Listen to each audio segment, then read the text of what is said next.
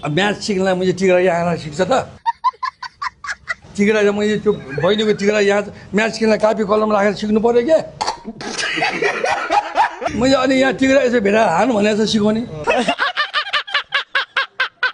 आधा पहिरो छ अहिले हेर यो मैले नेताहरूले भुटेर दिमाग बुढीले भुट्छ दिमाग रड भइजाउँछ मैले म्याथ सिक्ने भनेर सुने अब कौन है ये लोग कहाँ से आते हैं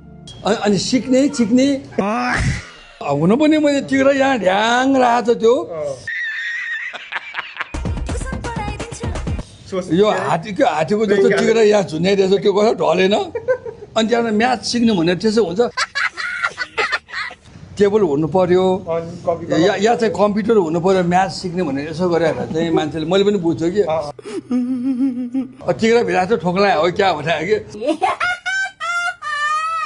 सिक्नेलाई सिक्ने भन्न थालेछ मैले सत्य कुरा गरेको मैले भनेको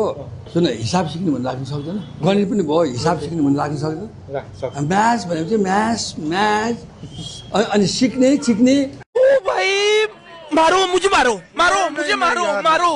नहीं ये मजाक हो रहा है यो मैले लाटो देशमा गाँठ टन्ने भएर कुन दिन मैले गाएको गीत पनि रुन सक्छ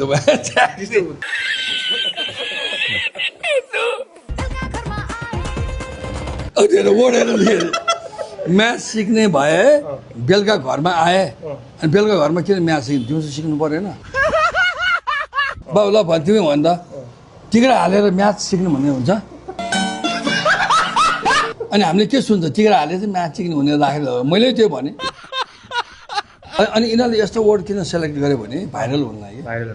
कैसा लगा मेरा मजाक